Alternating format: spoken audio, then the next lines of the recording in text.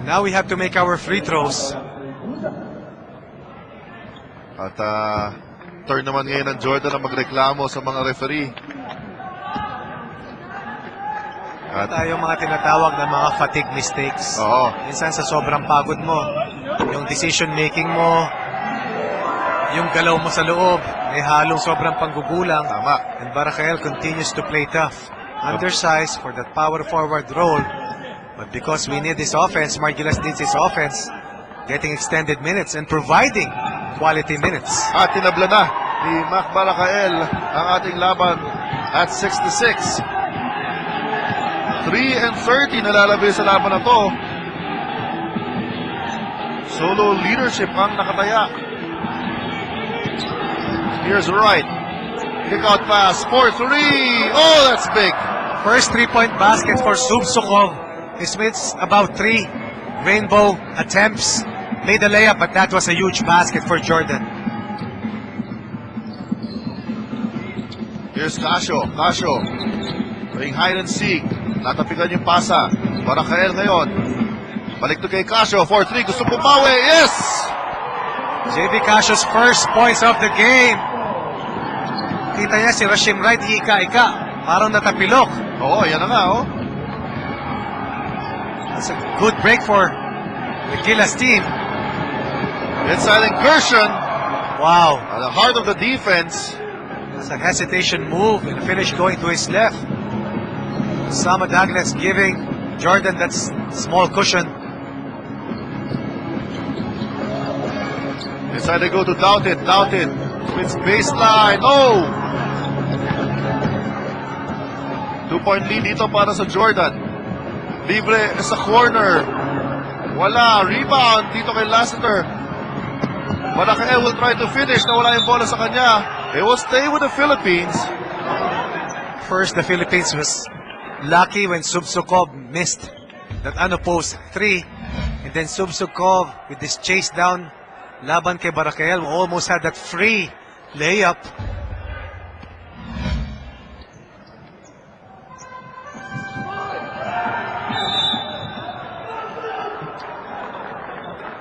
Oh, and the mental mistake para dito kay Lassiter. Tumatawag siya ng timeout. Mental lapse for Zio Lassiter, but all is not lost. They just need one defensive stop. They're back in the game. Only a 2-point lead for Jordan. They have to make a stop here or really that turnover will prove costly at ito pa nga, tres pa. You got to hand it to Osama Douglas, Richard.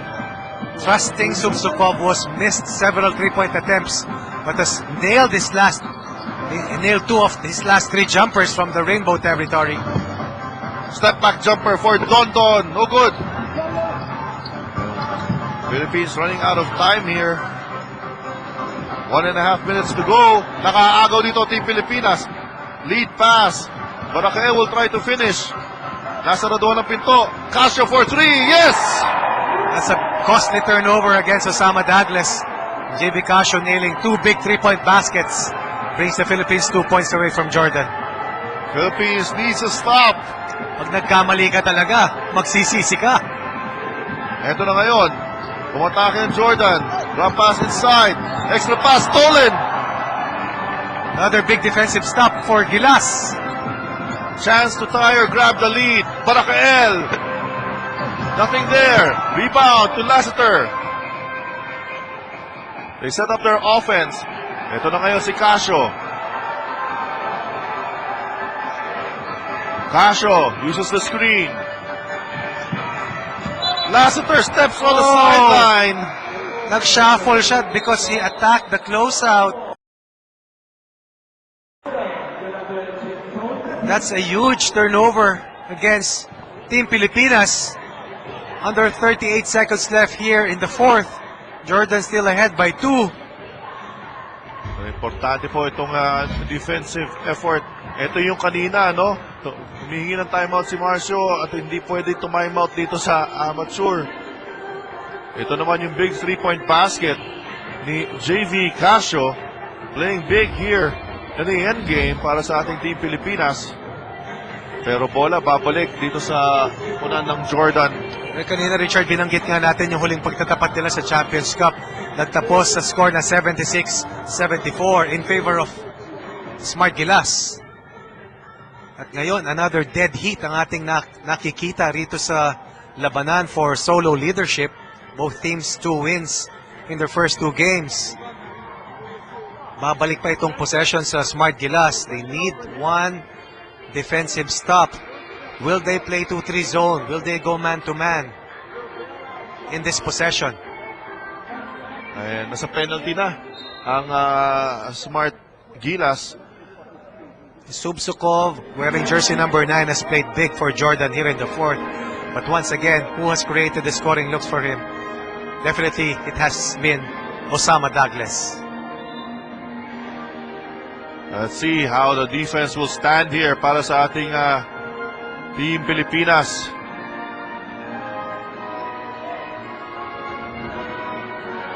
Faced against a powerhouse Jordan squad. Ito na po. So, tao-tao na ang Team Pilipinas dito.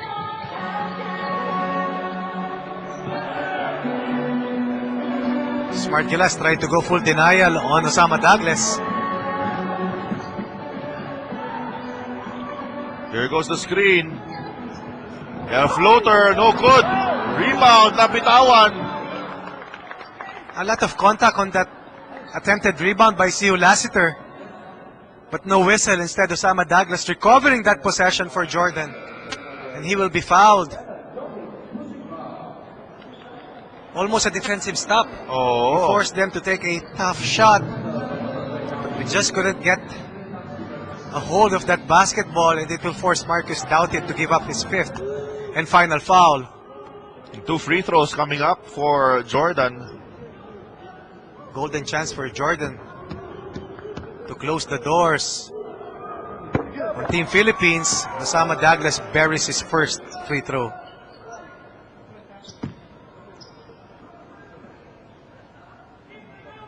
Hoping for a miss dito sa pangalawang free throw.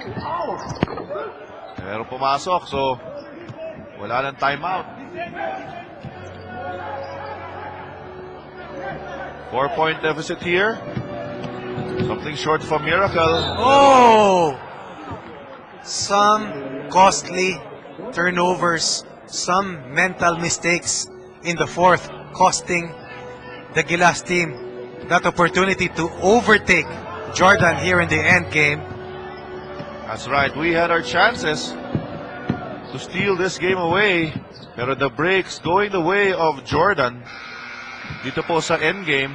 The Philippines will taste its first defeat, while Jordan will have that solo leadership pending the result of our next game between undefeated Korea and, of course, once beaten Iran. Well, a gallant stand dito para sa Smart Gilas Pilipinas national team. Although, sabi nga natin yung mga breaks sa endgame not going our way. At we were playing catch-up almost a majority of this game. Briefly grabbed the lead in the second quarter.